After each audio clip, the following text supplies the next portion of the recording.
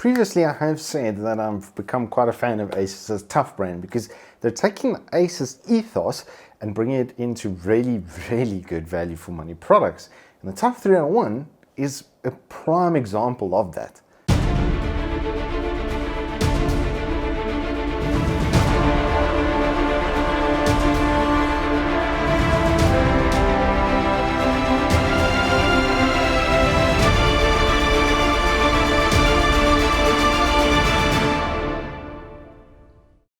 Good afternoon and welcome to Tortoise Tech.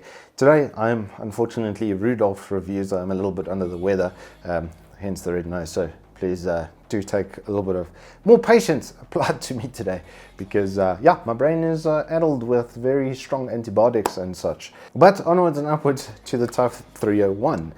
This struck me as just a really good value proposition with the general Asus quality and product quality that I've come to know them for over the better part of over a decade now that I've been consuming them pretty much religiously, consuming their product. Just want to make sure like there's no misunderstanding there.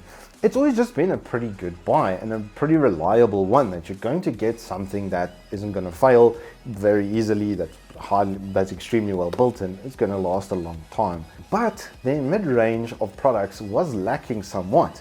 InterTough Gaming, which is a whole slew of products built with other various companies as well, with a full branded sort of storyline that runs through or like a trail that, as it were, that runs throughout the whole product line.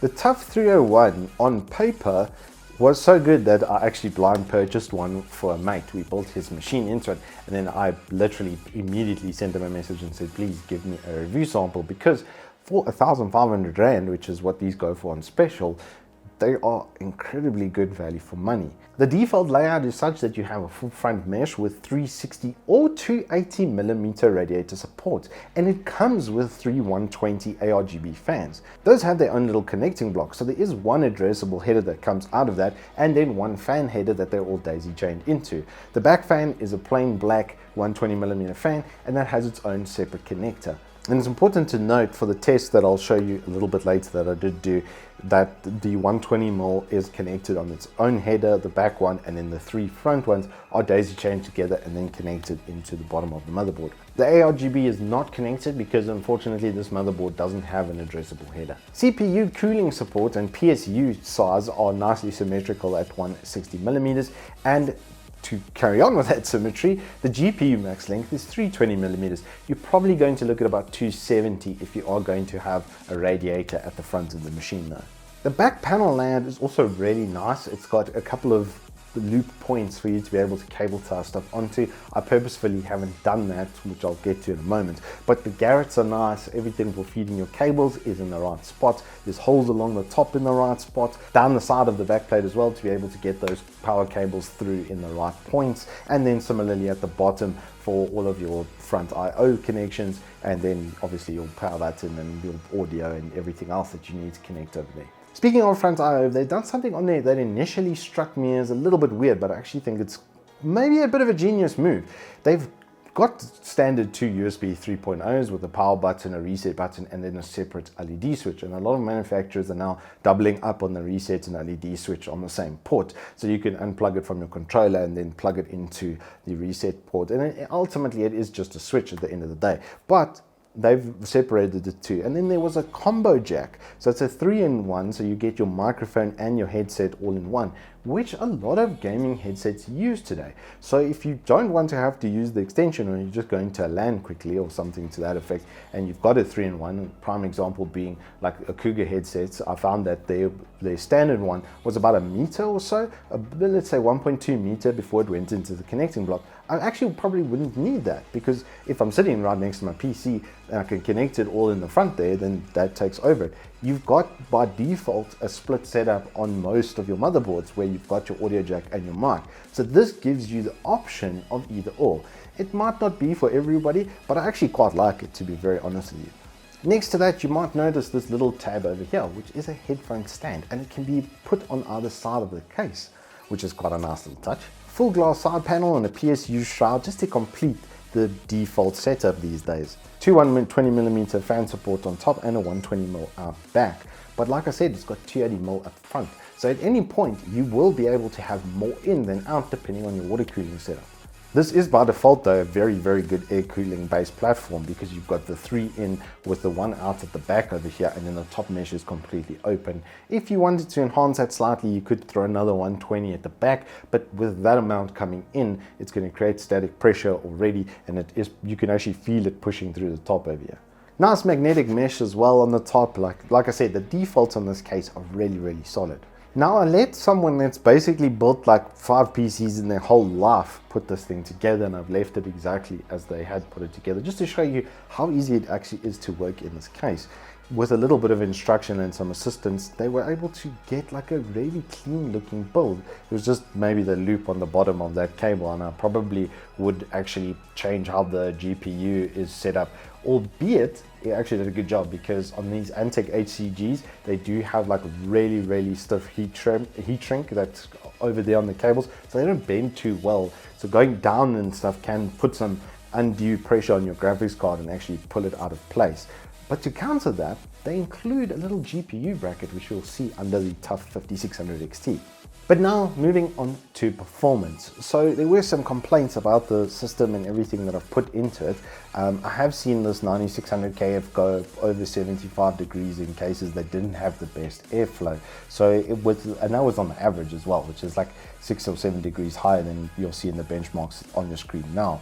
The ones that I did before were about 5 to 7 degrees higher is what I can figure. I probably do need to get a thermometer to put in for the ambient temperature because it's very cold inside of my studio, to be quite honest with you, which is a delight in summer, but yeah, in winter it does not help really with the results and keeping the benchmark as accurate as humanly possible. So take it with a pinch of salt. I would say you're gonna at least have half of that difference on top. So from what you see it as maybe 2 to 3 degrees higher than that. The 5600 XT is actually also kind of too good. It's been too well made by Asus because it just doesn't get hot no matter what I do to it. I haven't actually been able to get over like 61 degrees pretty much ever. So I think I'm going to actually wait for the summer months to come back and we hit a nice 35-degree day. I'll open up the curtains and let the sun in and try and get it as hot as humanly possible in the studio. Literally block off the ports and see if I can get the GPU to heat up past that point. But it kept its performance up really, really nicely. The stress tests and FireMark looked very, very good. A 99.7 and a 99.8 means things are running pretty damn well. In conclusion then, this layout and the default fan kit that it comes with having the full ARGB 360mm worth of fans, plus the fan at the back, plus the glass side panel, PSU shroud, full mesh on everything, it just ticks the right boxes for me. I really like the little feet that they've put on here as well because it means that the PSU area gets its own air without having to struggle as well and can completely isolate that circuit from the rest of the machine, ensuring that that doesn't heat up the machine. In this case, the 850 watt is very underutilized. It's a 80 plus gold running a 5600 XT and a 9600 KF that even with overclock, I think the max on this system is probably about 280 watts. So yeah, it's not really being pulled too hard, and I hope to get a much hotter or actually a less efficient test bench to be able to something that creates more heat. I do agree with that sentiment, but just looking at this and my experiences with cases, the front mesh is a really nicely done portion. Some of the mesh does seem a little bit small, to be honest, but it doesn't actually seem to impact airflow, and the rest of the grid on it is wide enough that it's definitely not going to impact your airflow. Literally the only thing on this case that I saw that I might want to change is actually the plastic on the front of this panel. For some reason the product finish it's matte, but it almost comes off like porous, and it tends to pick up and cling to dust quite easily. Even with that being said, the traditional Asus quality and value is massively present in this. I'm very happy to suggest this. If you guys are looking for a really solid, like you could put a GPU length limiting, you could put a pretty good system in here. You could water cool it quite comfortably. There's plenty of space in between the front and where the shroud starts so that you can put a 360mm rad, even if it is a fatter boy than normal, if it's not just a 30mm radiator and it's more like I've seen some bits power ones and stuff that are like 45, 50 mils. I would hazard a guess it could probably fit in there. Anywho, that is the Asus Tuf 301 in a nutshell. If you guys have enjoyed this review, please do hit us up with a like and subscribe, and I will see you on the flip side.